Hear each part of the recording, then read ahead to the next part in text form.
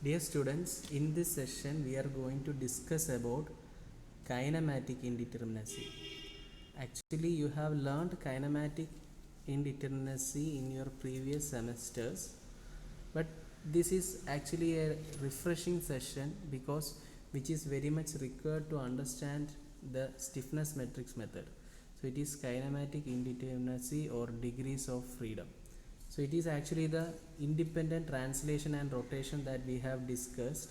So today we are going to do some problems. So let us take a beam problem. So the first problem I am considering a simply supported beam. So let us say this is a simply supported beam. So you can see what is the degrees of freedom. So this is a hinged support. Here it is the deflection is 0. That is it cannot move downwards, it cannot move left or rightward. Similarly, for this location also the translation is arrested. But at both the ends the rotation is allowed. The beam can rotate. So we can see that the beam can rotate this way. It depends upon the load. If it is a uniformly distributed or a point load, the beam will rotate in this manner. So there is a theta at A if I call it as A, and there is a theta at B if I call this location at B, theta B. So there are two translations allowed in this structure. So for this problem the degree of freedom is equal to 2, the rotation at node A and B. Now I am going to take another problem. So here one is hinged support and another one is a support. So you can see that there is this, in this case you can have a rotation, at A, and similarly a rotation as well as a translation at B. But normally, so the kinematic indeterminacy, if we say, it is actually 2 rotation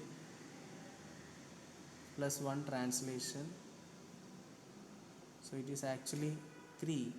But normally we neglect the the axial displacement. Normally axial displacements are neglected in beams. So we take it as kinematic indeterminacy is taken as 2 only for this problem also.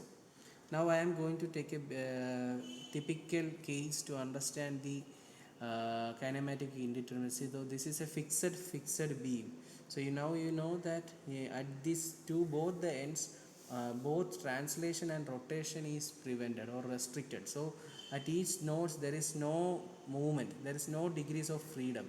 So here the kinematic indeterminacy or degrees of freedom is actually 0. So it is a kinematically determinate structure. We know the movements of all the points, so we call it as kinematically determinate structure.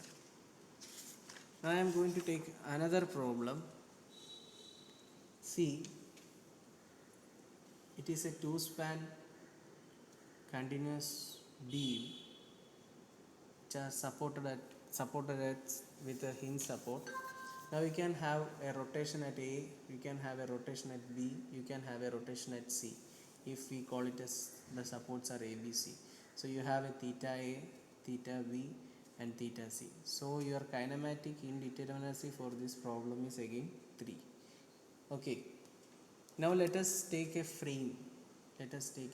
Structure. So now a frame structures, let us take a portal frame. So this is a portal frame fixed at both the ends. Now we have to find the independent displacement and rotation. See, if I am calling it as A, B, C, D, we are sure that there is no rotation and no translation at A and D. Only movement possible is at the nodes B as well as C. You can have a rotation at B, you can also have a rotation at C. Similarly, you can have a sway at B, you can have a translation at B, and the translation at B and the translation at C is going to be equal, because we normally assume the beam BC is rigid and that axial displacement is neglected. For that reason, this if we want to find the independent displacement, this translation is same as delta B is same as delta C. So we have restricted with the 3 degrees of freedom.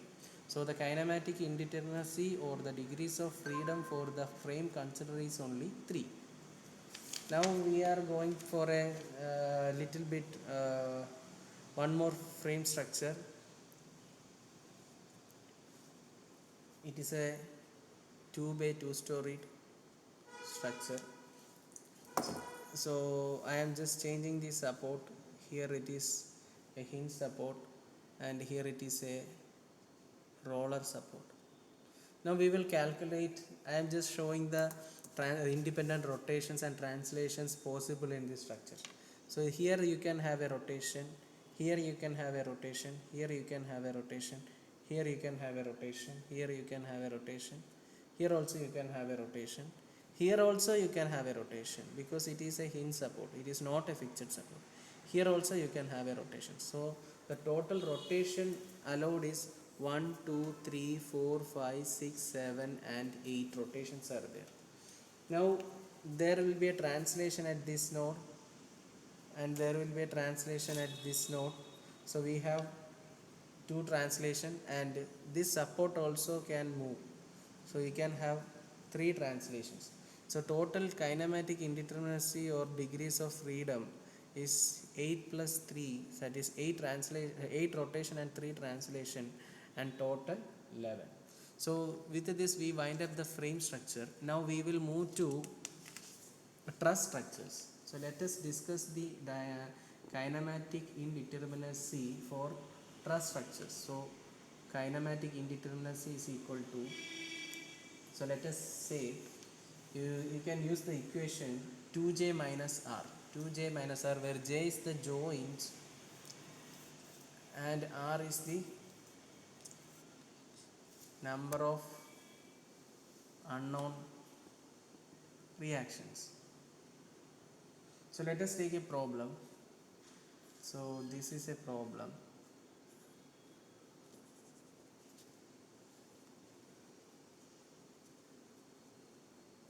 So here the joints are 1, 2, 3 and 4 joints are there.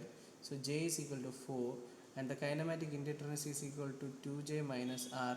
Here the r is equal to, here one reaction, here one reaction and here one reaction. So r is equal to 3. So 2j minus r is equal to 2 into 4 minus 3, that is 8 minus 3, which is equal to 5. So the kinematic indeterminacy or the degrees of freedom for the truss that we have discussed right now is equal to 5. Similarly, I am going to do one more problem.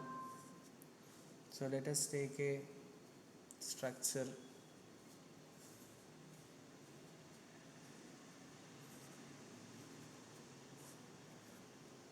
So this is a truss structure.